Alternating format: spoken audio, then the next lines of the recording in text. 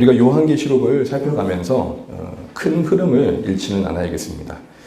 현주막에도 적어놨지만 제가 이 요한계시록을 묵상하면서 놓치지 않는 방향 중에 하나는 영원한 승리의 내일을 약속받고 있는 교회의 오늘을 위한 말씀이라는 거죠.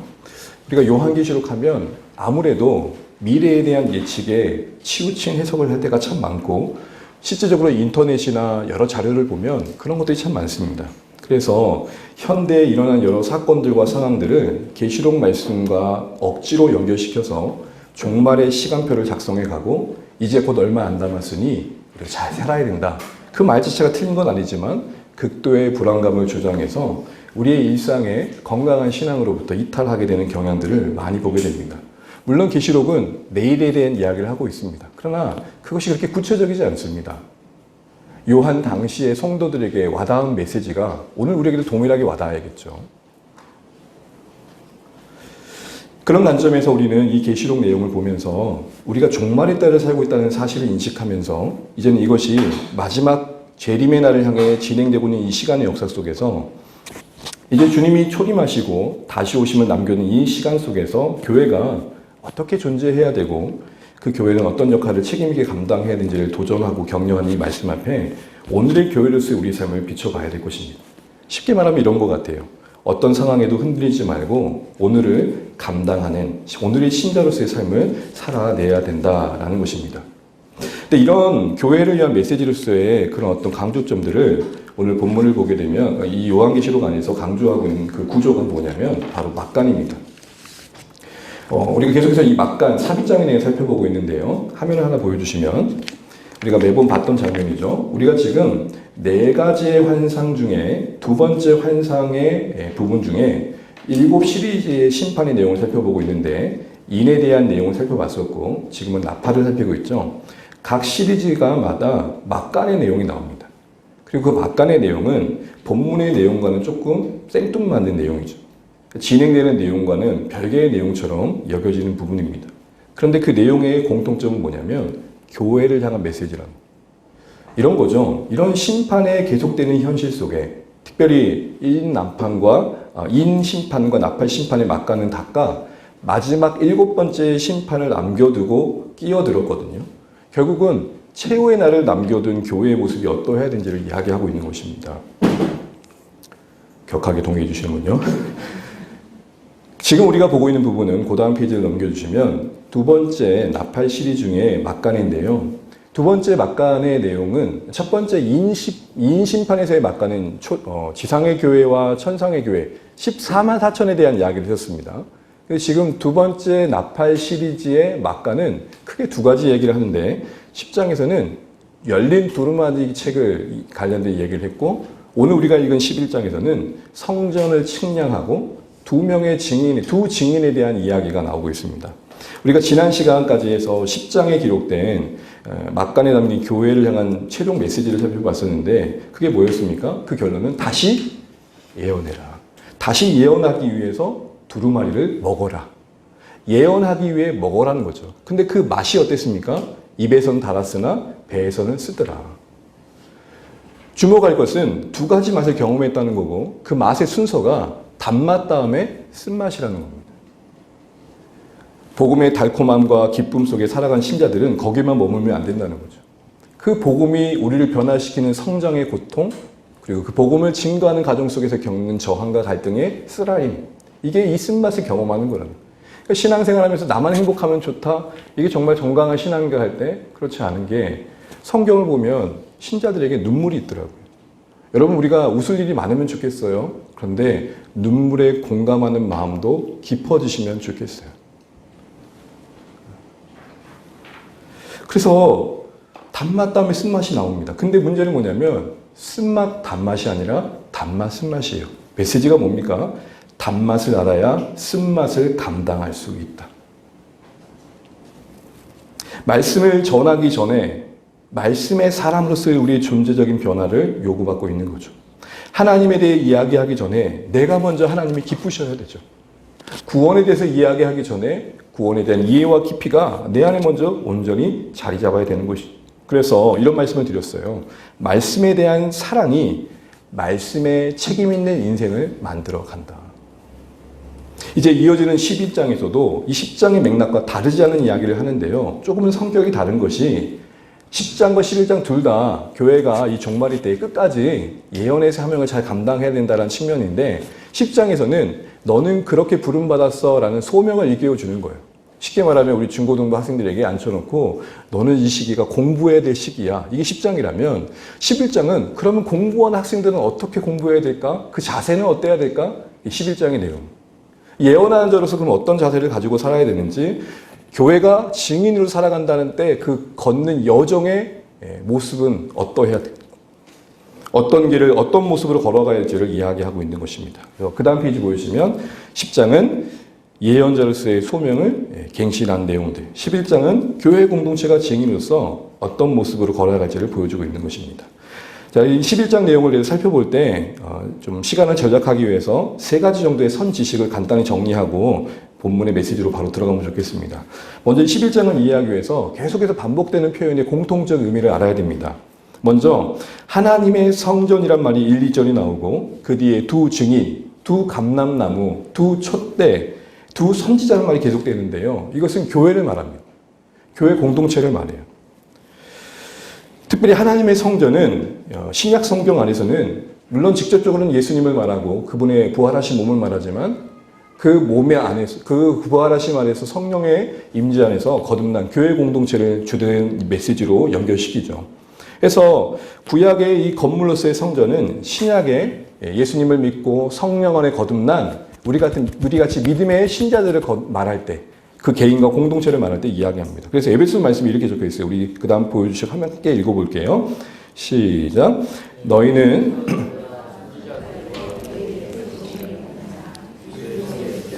친히 모퉁이 돌이 되셨느니라. 그의 안에 건물마다 서로 연결하여 주 안에서 성전이 되어가고. 신자와 신자의 만남을 성전이라는 이름 안에서 이렇게 다루고 있죠. 우리가 성전 되어 간다는 표현으로 공동체를 이야기하고 있습니다. 성전의 주된 기능은 뭐죠? 하나님의 임재가 있는 곳이죠. 그리고 하나님의 영광이 높여져야 되는 곳이죠. 바로 그런 역할이 교회 안에 있어야 된다는 것입니다. 두 번째로는 42달입니다. 이 계시록을 읽다 보면 종종 이 42달 같은 표현에 1260일 또 같은 표현에 한때, 두때, 반때가 나옵니다. 일단 여러분 요게 왜 같은지에 대해서는 또 성경을 여기저기 뒤져봐야 되지만 시간을 아끼기 위해서 일단 42달은 월수로 42개월이죠. 월수를 한 달 단위로 31을 곱하면 어떻게 됩니까? 42 곱하기 30은? 죄송해요. 주일 아침부터 계산하기 위해서. 그래도 좀 도와주세요. 1260일이죠. 그리고 이것을 연수로 바꾸면 3년 반이 됩니다. 왜 한때 두때와 이 42달 그리고 1260이 연결되어지는 내용은 다니엘서 12장 7절과 계시록 10장 7절을 보면 알게 되는데 이 부분은 차후에 한 번 더 다루도록 하겠습니다. 일단 이 42달의 의미는 제한된 시간 안에의 고난을 말합니다. 여러분 군대를 가는 이유는 전역이 있기 때문입니다. 전역이 없는 군생활 꿈꿔보셨습니까? 주여 저를 부르시옵소서.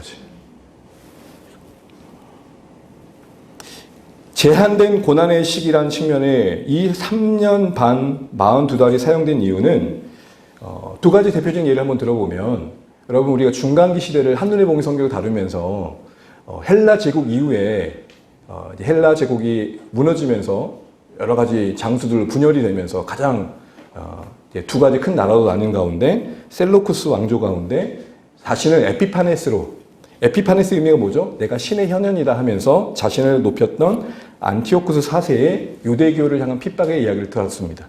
그때 대항하며 일어났던 게 바로 마카비 혁명이었고 그 마카비 항쟁이 그 다음 한번 보여주세요.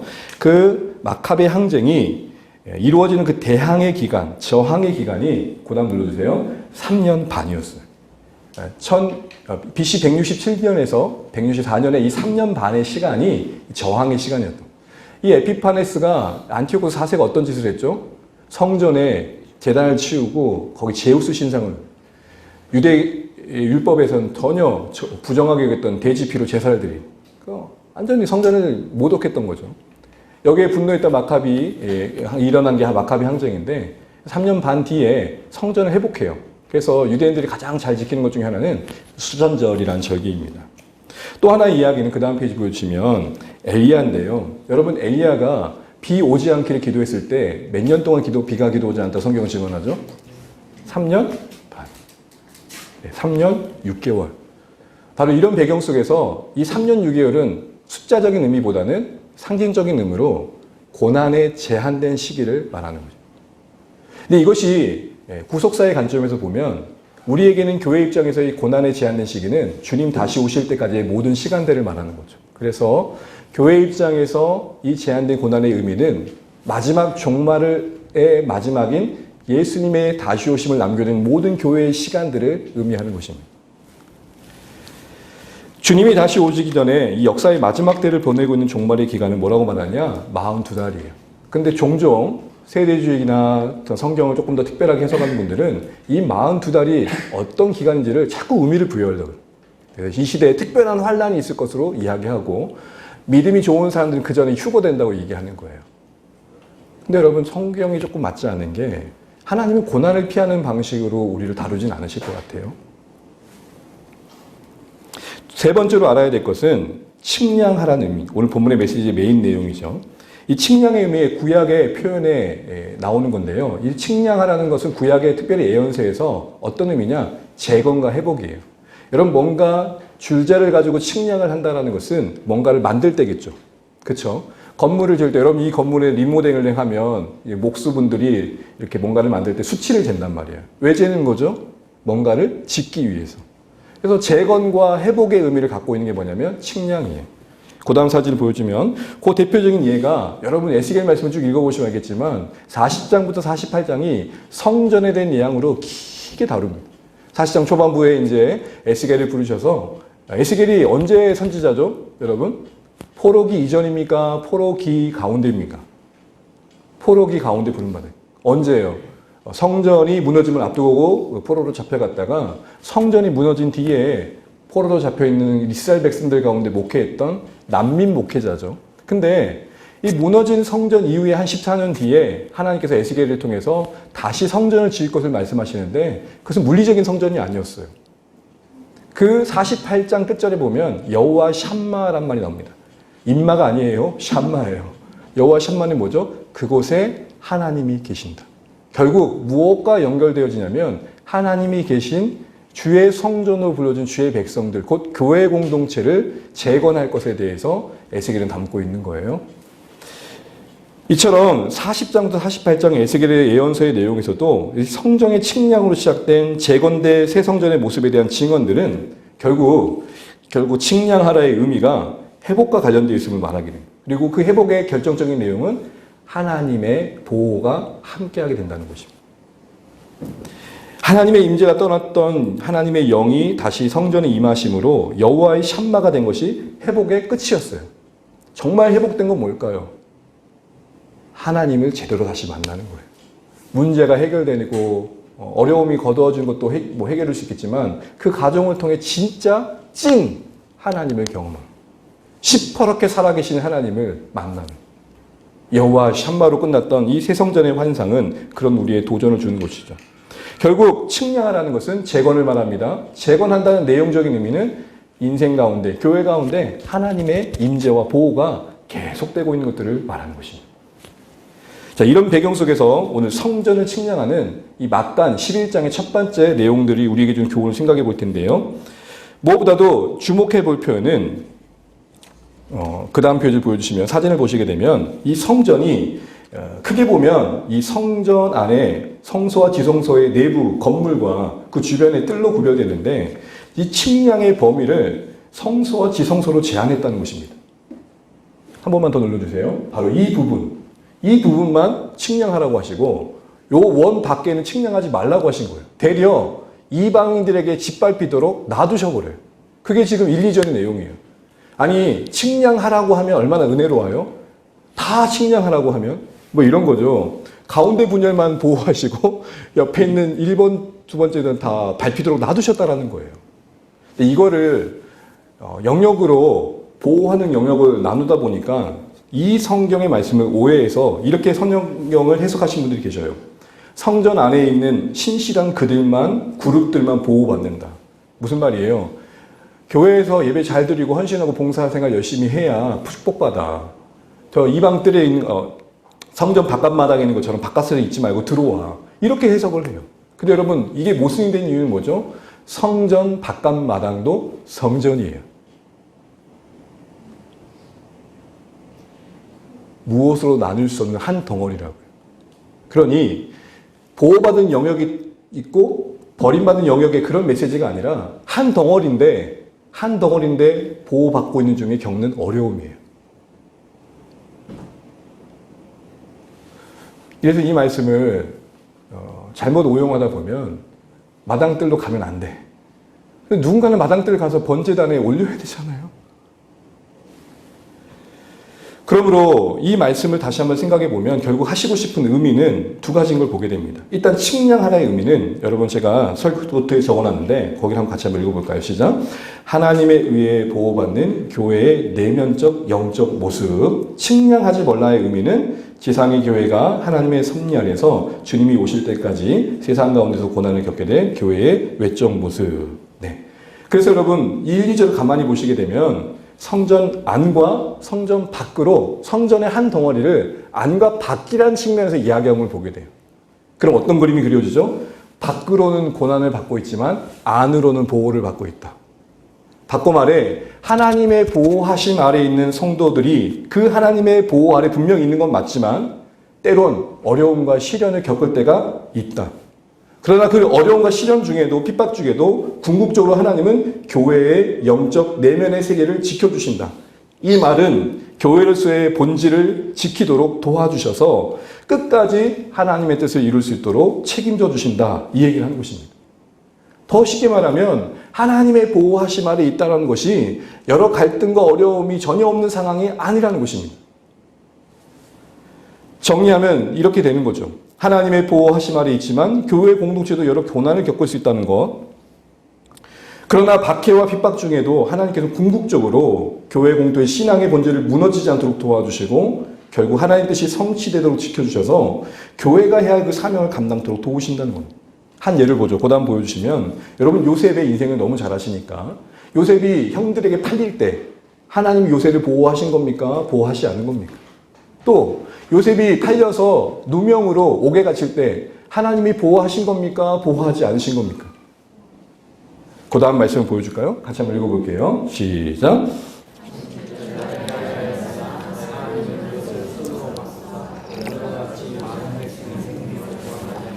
아멘.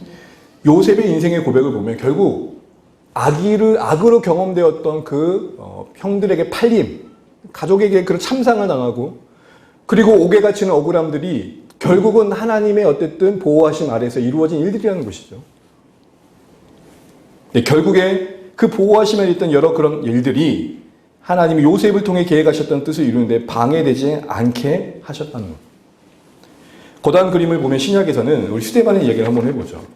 여러분 스데반이 정말로 돌에 맞아서 안타깝게 순교하게 될 때 성경이 이런 표현을 써요. 스데반의 얼굴이 천사와 같더라.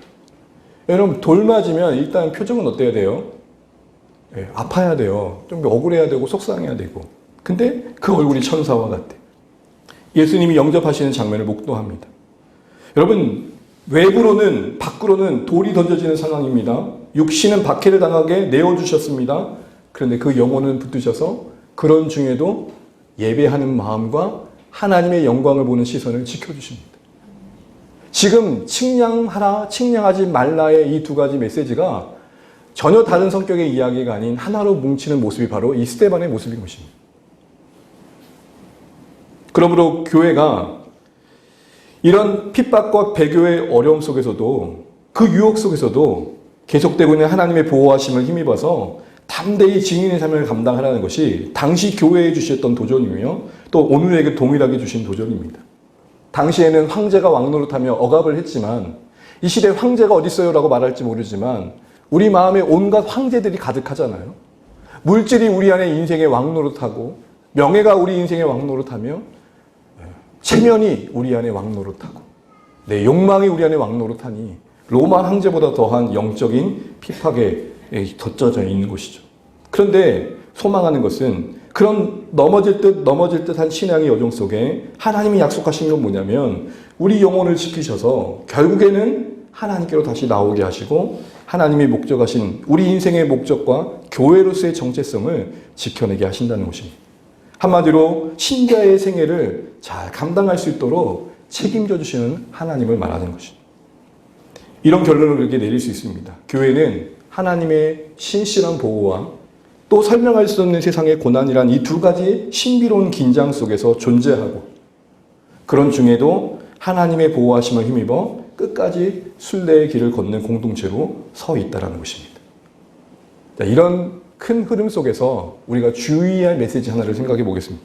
그것은 무엇이냐면 승리주의적 신앙입니다. 이것은 다른 말로 기복신앙과 번영신앙으로 자주 이야기되어집니다. 승리주의 신앙은 뭘 말할까요? 승리주의 신앙은 인생의 모든 문제들, 숙제와 같은 여러 일들, 어떤 건강, 관계, 어떤 물질, 성공, 형통 이런 모든 이슈들을 신앙의 힘으로 성취해내는 것을 승리로 보는 입장을 승리주의적 신앙이라는 것입니다.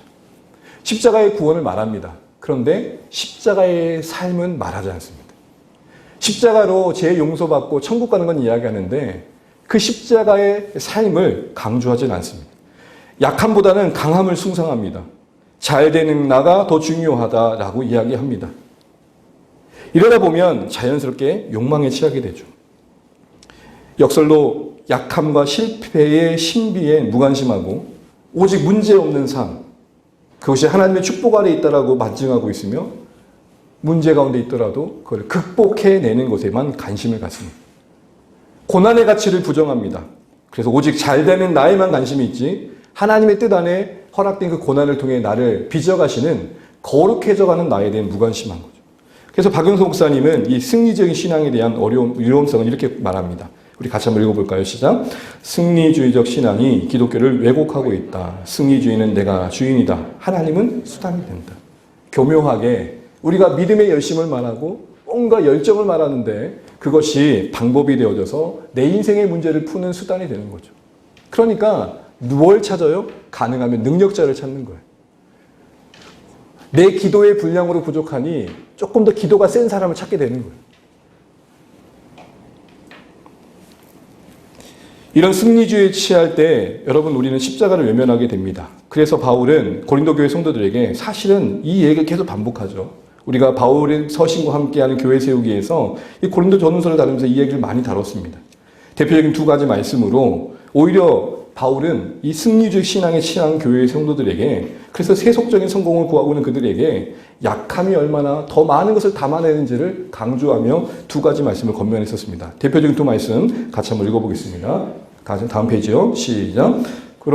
그러므로 내가 그리스도를 위하여 약한 것들과 능욕과 궁핍과 박해와 공고를 기뻐하노니 이는 내가 약한 그때에 강함이다. 13장 9절 우리가 약한 때에 너희가 강한 것을 기뻐하고 이것을 위하여 구하니 곧 너희가 온전하게 되는 것이라. 12장의 내용은 너무 잘 아시는 것처럼 육체의 가시를 거두어주길 바랬던 바울의 기도에 하나님이 응답하지 않은 상황 속에서 주어진 말씀입니다. 바울도 육체의 가시를 해결하기 원했습니다. 그러나 하나님은 그 상황 속에 그들을 그대로 묶어두십니다. 그러면서 깨달았던 게 뭐죠? 그 약함이 더 강함을 만들더라는 거죠. 이해되지 않은 신앙의 신비에 새긴 겁니다. 우리는 모든 어려움을 잘 극복해 가야 됩니다. 그런데 때로는 설명할 수 없이 그 어려움이 지속될 때가 있습니다. 그 안에 우리를 묶어두신 것 같습니다. 거기서 만들어질 강함이 필요합니다. 하나님을 의지하고 하나님을 사랑하고 하나님의 섭리를 신뢰하는 우리 믿음이 자라는 기회도 될 수 있는 것이죠. 고린도서 13장 9절에 바울은 그렇게 말합니다. 내가 너희의 강한 걸 기뻐한다. 그래, 너희 잘났다. 참 좋다. 너희가 잘나니까 난 행복하다. 근데 그게 끝이 아니야. 하면서 뭘 말하죠? 내가 구하는 것은 너희의 뭐다? 온전함이다. 온전케 된다는 건 뭐예요? 하나님을 닮아가는 거죠. 하나님 편에서 그들이 갖춰져야 할 것들이 준비되어져 가는 거예요. 자, 이런 측면에서 본다면 결국 신앙의 포커스가 결국은 우리 편에서 우리가 얼마나 잘 되느냐에 있지 않고 오늘 이 1, 2절의 측량하라의 말씀과 측량치 말라의 말씀 속에서도 알게 되듯이 어려움과 고난 속에서 거한 신자들 속에 하나님의 보호하심 아래 있는 진짜 승리의 삶이 무엇인지를 우리는 다시 한번 이런 의미에서 생각해 보게 되는 것입니다. 그건 뭘까요? 오늘 본문에서만 한 두 가지 정도 생각해 보게 되는데요. 우리 1절 말씀 다시 한번 주목하면 좋겠습니다. 1절입니다. 같이 한번 읽어볼게요.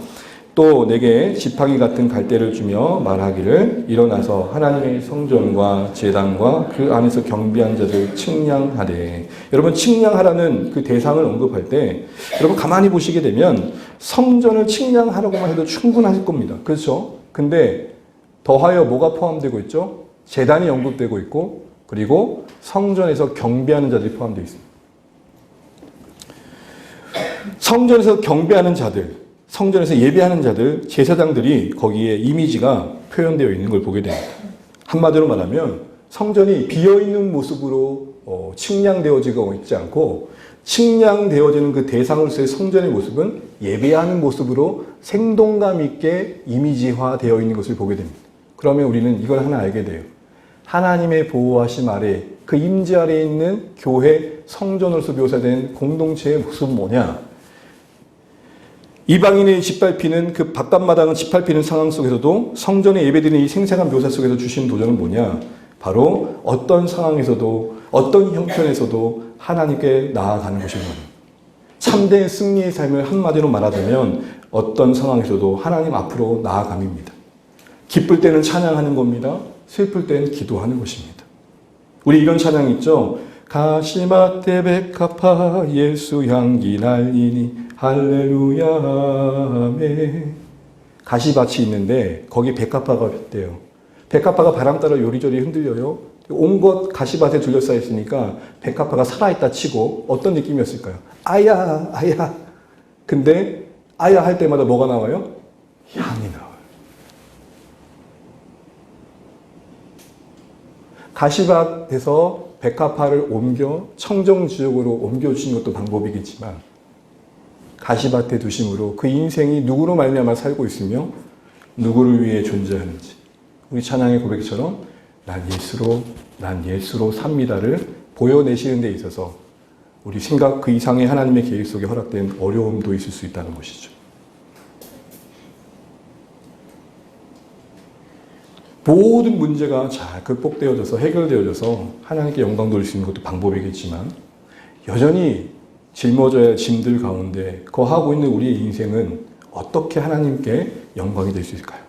바로 거기서도 여전히 이 모든 상황을 허락하신 하나님의 주권을 신뢰하고 하나님 앞으로 나아가는 그 모습일 것입니다. 두 번째 참된 승리의 모습은 뭐냐? 오늘 말씀에서 보게 되면 우리 3절을 읽었었는데 3절 말씀을 다시 한번 읽어보겠습니다. 3절입니다. 시작.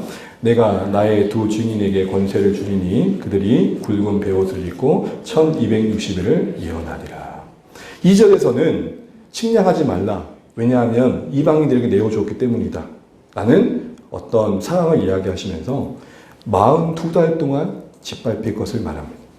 짓밟힘은 고난을 말하죠. 근데 그 기간이 42달이에요. 앞서 42달은 제한된 시간의 고난을 말합니다. 근데 여러분, 똑같은 기간인 1260일, 어떻게 보면 42달을 일수로 환산한 이 숫자는 예언할 때 표현되고 이걸 보게 돼요. 가만히 보면 표현이 좀 재밌죠? 다시 말하자면 왜 같은 기간인데 상황에 따라 다른 표현을 쓰고 있느냐라는 것입니다. 고난을 얘기할 때는 42개로 얘기하고 있고, 예언의 삶을 이야기할 때는 그 어려운 중에도 계속해서 이 일을 감당해야 할 때는 1260일을 말하고 있어요. 마라톤 경기를 여러분 종종 하프든 10km든 해보시면 쉽지 않죠. 단거리와 다른 장거리만의 어려움이 있습니다. 근데 이 마라톤 선수들이 뛰는 요령을 한번 그 칼럼을 통해 본 적이 있는데 42.195를 생각하지 않는데요. 물론 한번 전체적인 지형을 쭉 돌지만 당장 실전의 거리를 뛸 때는 눈에 보이는 저 앞에 구간의 마지막 지점까지만 보고 저기까지 가리라. 그리고 거기 가면 어떻게 될까요? 그 다음 보이는 거기까지 가리라. 구간의 목표를 두고 단거리의 구간의 목표를 두고 42.195가 채워진다는 것이죠. 어쩜 우리의 인생 너무 멀리 보고 오늘을 버리고 있지 않은가.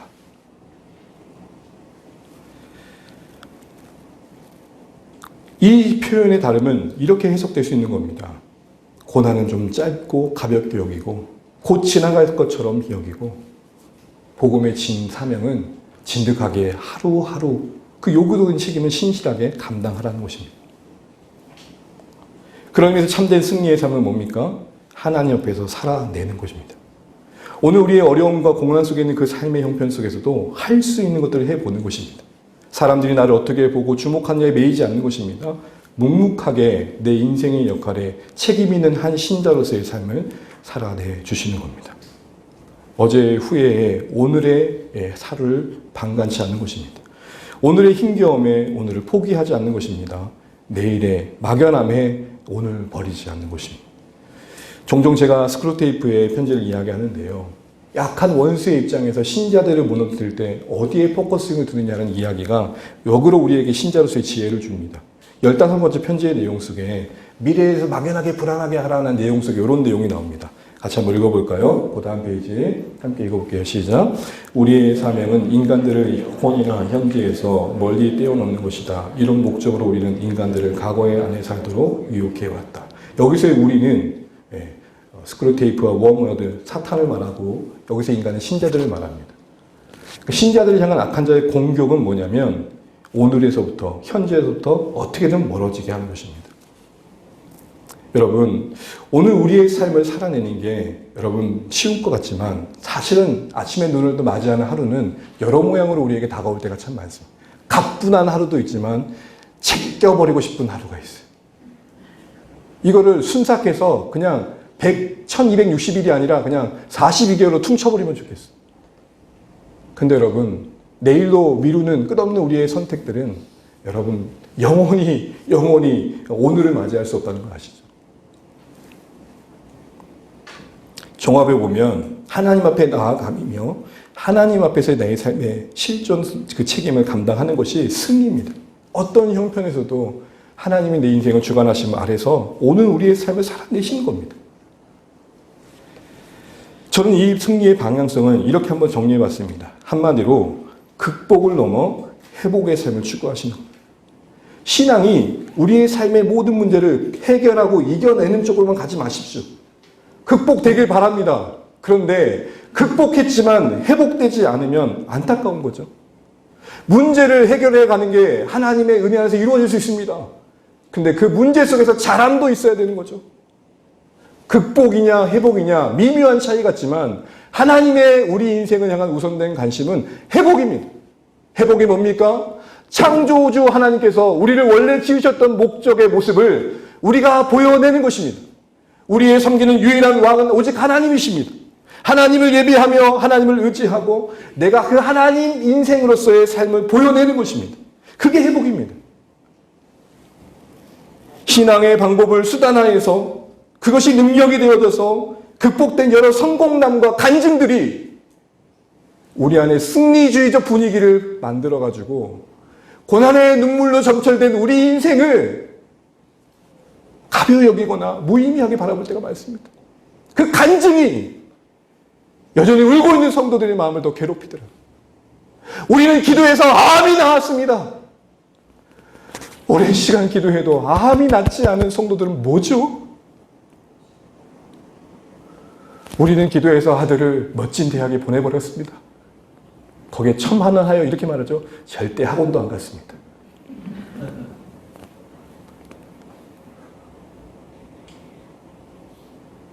사랑하는 주 안의 가족 여러분, 진짜 승리가 뭡니까?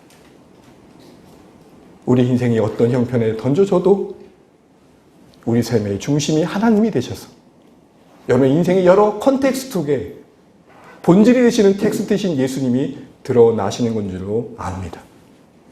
이런 부르심에 받은 우리의 삶은 여러 극복에만 관심 갖지 않고 극복 속에서도 만드시는 더 선한 것이 있으면 경험해 가시는 겁니다. 예를 들어 아픔이라는 경험들을 극복하는 데만 힘쓰지 마십시오. 오히려 그 아픔 속에서 경험될 수 있는 회복이 있습니다. 그 회복은 뭘까요? 눈물 있는 자의 마음을 아는 것입니다. 한 번 넘어져 본 적이 없는 사람들, 정말 눈물 짓는 자의 마음을 알까요? 이 땅의 지도자들이 평범한 하루하루 사는 서민들의 마음을 정말 알까요?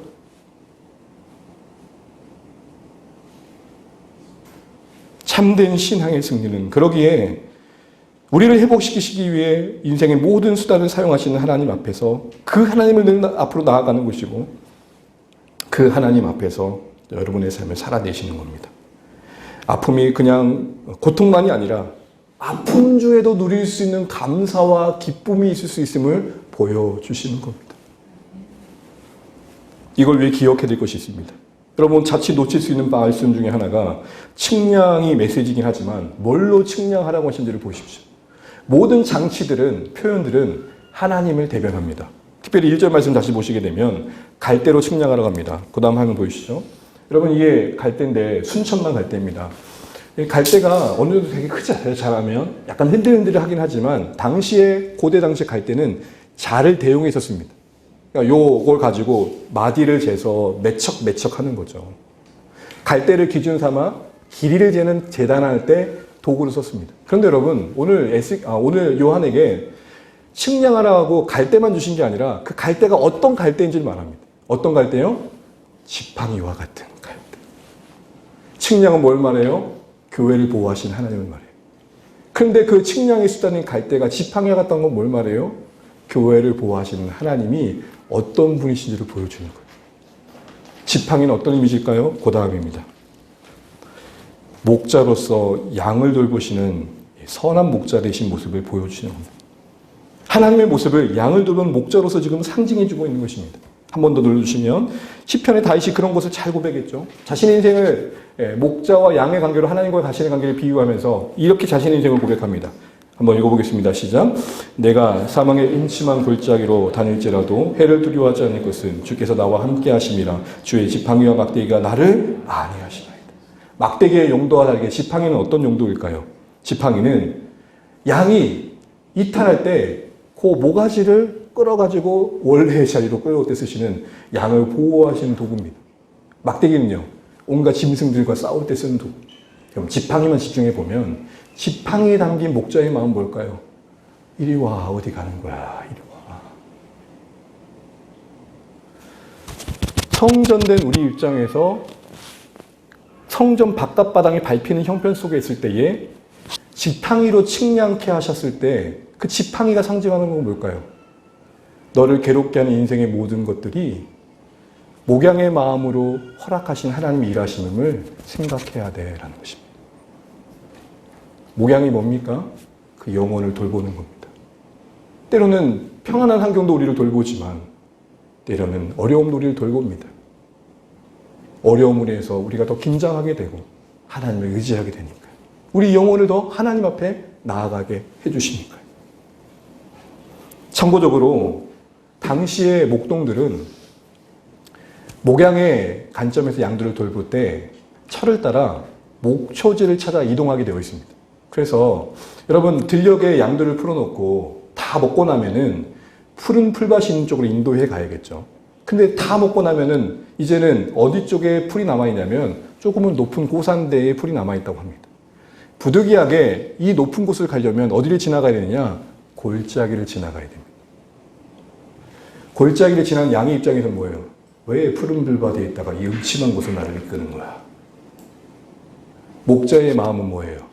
여길 지나야 목초지가 있어. 양과 같은 우리 인생은 목자의 심령으로 우리를 돌보신 하나님을 절대 이해할 수 없습니다. 그러나 이거 하나는 분명하십시오. 하나님은 우리 인생의 목자이십니다. 우리를 목양하십니다. 우리를 어떻든 구워 삶아 써먹으시려고 구원하신 게 아닙니다. 우리를 복 주시고자 하심이며 우리가 가장 명예로운 삶을 살 수 있도록 도우심입니다. 박수받는 인생이 명예로울 것 같지만 아니요, 더 멋진 인생은 누군가를 향해 박수 쳐줄 수 있는 여유입니다. 높은 자리에 가 있으나 이거 언제 뺏길지 모르는 불안감에 허덕이는 삶이 아니라 어디 있든지 그곳에서 하나님을 최고로 여기고 만나는 문 영혼들에게 그 손길 되어진 삶을 살아내는 하루하루의 실존의 책임을 감당해내는 것, 그게 우리의 평범한 인생을 향하신 하나님의 목양의 마음속에 이루어진 일들일 것입니다. 사랑하는 주안의 가족 여러분, 이거 하나 기억하십시오. 갈대로 측량하라고 하신 게 아닙니다. 혹 오해할까봐 갈대 앞에 덧붙이신 말씀. 지팡이 같은 갈대입니다.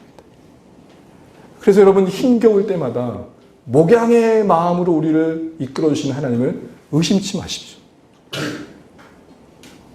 우리 인생에 하나님의 섭리를 받아들이실 때 다 이해하고 받아들일 수는 없지만 적어도 하나님은 지금 나를 목양하고 계신다. 이런 귀한 마음을 가지고 수용할 때 우리는 이 고난에 점철된 인생의 골짜기들을 조금 더 넉넉하게 지날 수 있을 것입니다. 말씀을 맺겠습니다. 참 승리가 뭡니까? 하나님 앞으로 나아감입니다.